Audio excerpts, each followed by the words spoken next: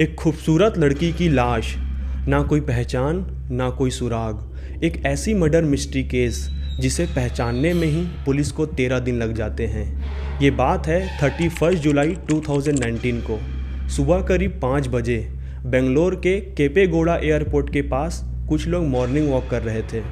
कुछ दूर जाने पर उन्हें एक लड़की की लाश दिखाई देता है, जिसे देखकर वो लोग हैरान हो जाते हैं, क्योंकि लड़की की बॉडी पर इतने चाकू मारे गए थे कि उसे पहचान पाना बहुत मुश्किल था।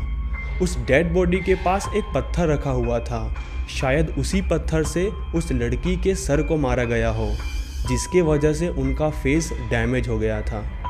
अब सबसे बड़ा सवाल ये है कि आखिर कौन था वो कातिल जिसने उस लड़की को इतने बेरहमी से मारा। क्या मकसद था उस कातिल का?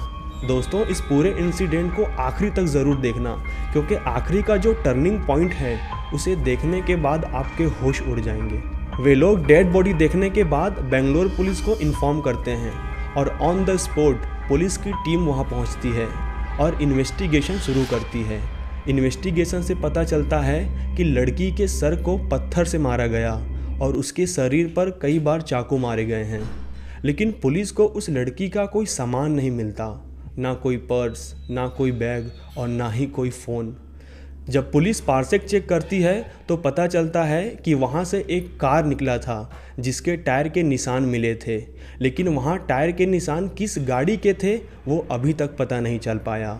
आसपास के सीसीटीवी फुटेज भी चेक करते हैं, लेकिन फुटेज इतना ब्लर आया था कि उस कार का नंबर दिखाई नहीं दिया। इस तरह पुलिस के पास अभी कोई सुराग नहीं था। पुलिस का सबसे पहला टास्क उस लड़की की पहचान करना था कि वो लड़की कौन है और कहाँ से है, क्योंकि जब तक लड़की की पहचान नहीं होगी तब तक कातिल का पता नहीं लगेगा। अब लड़की की पहचान करने के लिए सिर्फ एक ही रास्ता था, और वो था उस लड़की के पहने हुए कपड़े। लड़की दिखने में अच्छे परिवार की लग रही थी। उसने जीन्स, टी शर्ट और टाइटेन की वॉच पहनी हुई थी। जीन्स और टाइटेन के वॉच दोनों महंगे ब्रांड के थे, इसलिए पुलिस इसकी इन्वेस्टिगेशन करने के लिए 4 पुलिस वालों की एक टीम बनाती है, जिसमें पहले टीम का काम लड़की के ब्रांडेड जीन्स और उसके टाइटेन की घड़ी को कहां से खरीदा गया और किसने खरीदा ये पता लगाने के लिए। दूसरे टीम का काम ये था कि जिस जगह पर उसका मर्डर हुआ था उसी जगह पर एक एयरपोर्ट है, इसलिए ये पता चल जाए कि पिछले 1-2 दिन में किसी लड़की की फ़्लाइट तो मिस नहीं हुआ है। तीसरी टीम का काम आसपास के सभी थाने में ये पता लगाना कि किसी लड़की की मिसिंग कंप्लेंट तो नहीं लिखवाई हो। और चौथे टीम का काम जिस गाड़ी के टायर के निशान मिले थे उस गाड़ी का सीसीटीवी फुटेज चेक करना। अब पहले टीम के इन्वेस्टिगेशन से पता चलता है कि जिस ब्रांड की जीन्स उस लड़की ने पहनी थी वैसी 14,000 जीन्स दिल्ली, महाराष्ट्र और कर्नाटक में बेची गई थी। अब पुलिस ने ये पता लगाया कि जिस साइज की जीन्स उस लड़की ने पहनी थी वो कितना बिका है। तब पता चलता है कि उस साइज की 800 जीन्स बेची गई है। अब 800 जीन्स खरीदने वाले सभी लोगों के नाम और नंबर का पता लगाया। वो एक ब्रांडेड जीन्स था तो उसे शोरूम से खरीदने वालों के डिटेल्स मिल जाते हैं, और पुलिस इस डिटेल को लेकर एक व्हाट्सएप ग्रुप बनाता है और उसी ग्रुप में लड़की की फ़ोटो भेजता है, लेकिन काफ़ी सारे नंबर बंद थे, इसलिए पुलिस को यहाँ से कोई जानकारी नहीं मिलता। उधर पुलिस की एक टीम टाइटेन घड़ी के खरीदने वालों का पता लगाया तो पता चलता है कि 1400 घड़ियाँ बेची गई थी। पुलिस ने सभी के नंबर मांगकर उन्हें भी व्हाट्सएप पर मैसेज भेजा। उधर बाकी टीमें सीसीटीवी फुटेज और कार की तलाश में लगे थे। कुछ सीसीटीवी फुटेज चेक करने पर उस एरिया से एक स्विफ्ट कार जाती हुई दिखाई देती है, लेकिन फुटेज ब्लर होने के कारण गाड़ी का नंबर दिखाई नहीं देता। यानी पुलिस को इतने इन्वेस्टिगेशन करने के बाद भी उस लड़की के लाश के बारे में कोई सुराग नहीं मिलता। अब पुलिस के पास एक ही रास्ता है और वो है उस लड़की के डेड बॉडी को चेक करना। जब एक लेडी पुलिस उस लड़की के डेड बॉडी को चेक करती है तो उसके बॉडी पर एक एस नाम का टैटू मिलता है। इससे पुलिस अंदाज़ा लगाता है कि इसका नाम एस से शुरू होता होगा। अगर वो शादीशुदा हो तो उसके पति या फिर किसी खास दोस्त का नाम भी हो सकता है। इसलिए पुलिस ने जीन्स और टाइटेन घड़ी में जितने नंबर शॉर्ट लिस्ट किए थे उनमें से एस से शुरू होने वाले नाम का पता लगाया, लेकिन फिर भी पुलिस को कोई सुराग नहीं मिला। उधर एयरपोर्ट पर पिछले 2-3 दिन से ऐसी कोई लड़की नहीं है जिसकी फ़्लाइट मिस हुई हो। यानी पुलिस ने जितने भी एंगल से इन्वेस्टिगेशन किया उनमें से किसी में भी उस लड़की की पहचान करने में कोई सुराग नहीं मिला। इस तरह पुलिस को जांच करते हुए अब 7 दिन बीत चुके थे, लेकिन मरने वाली लड़की कौन थी ये अभी तक पता नहीं चल पाया। दिन ब दिन बेंगलुरु पुलिस की टेंशन बढ़ती जाती है क्योंकि उन्हें अभी तक कोई सुराग नहीं मिला। ऐसे में ही कोलकाता पुलिस बेंगलुरु पुलिस को कॉल करके किसी चोर के बारे में पूछने लगा। तभी बेंगलुरु पुलिस गुस्से में कहती है कि हमें किसी चोर के बारे में नहीं पता, प्लीज़ आप फ़ोन रखिए, हम किसी दूसरे केस में उलझे हुए हैं। तभी कोलकाता पुलिस इस केस के बारे में पूछता है और बेंगलुरु पुलिस बताता है कि एक लड़की की लाश मिली है। देखने में वो नॉर्थ इंडिया की लगती है। हमने बहुत इन्वेस्टिगेशन किया लेकिन कोई जानकारी नहीं मिला, कोई मिसिंग रिपोर्ट भी नहीं मिला। इस बात पर कोलकाता पुलिस ने कहा कि मेरे यहाँ भी एक व्यक्ति ने अपने वाइफ की मिसिंग रिपोर्ट लिखवाई है। उसने बताया कि उसकी वाइफ बेंगलोर गई थी और लापता हो गई है।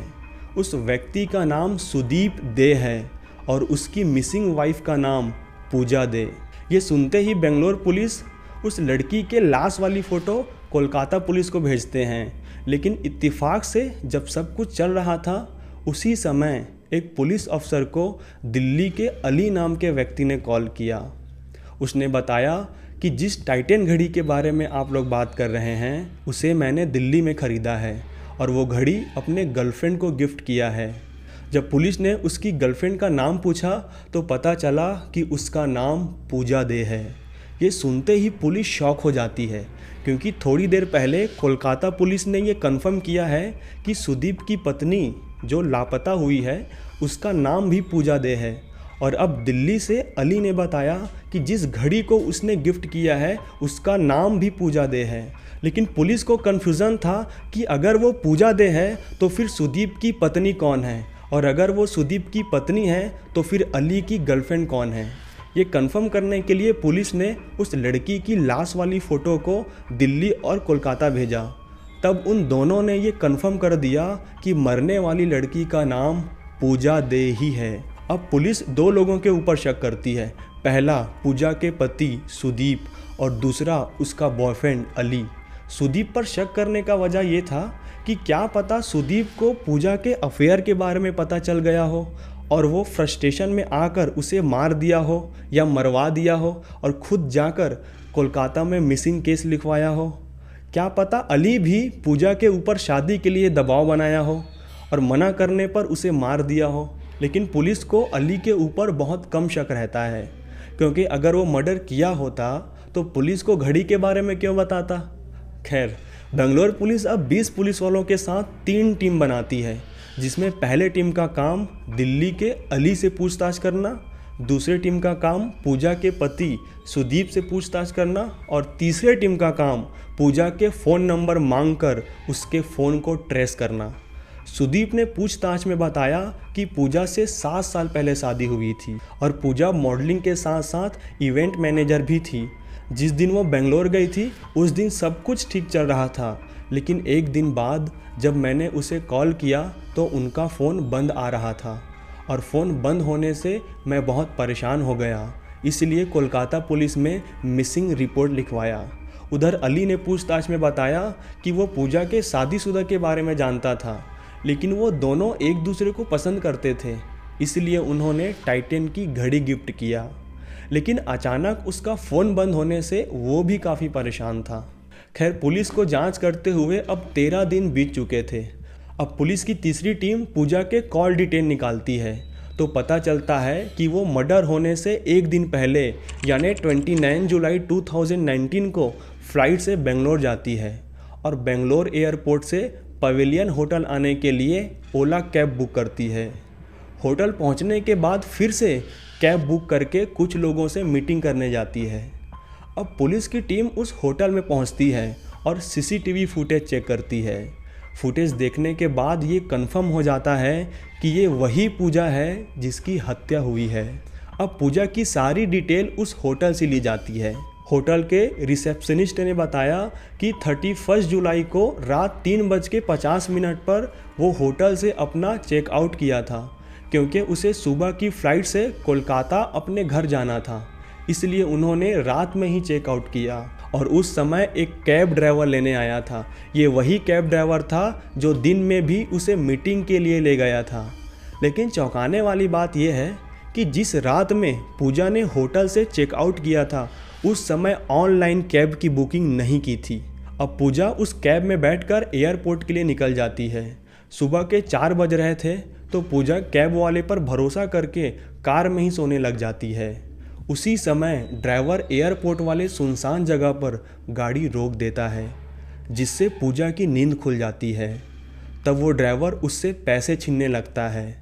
पूजा के मना करने पर उसे लोहे के रॉड से मार देता है, लेकिन फिर भी पूजा हिम्मत जुटाकर उससे लड़ती रहती है और किसी तरह उस कार से बाहर निकलकर भागने लगती है।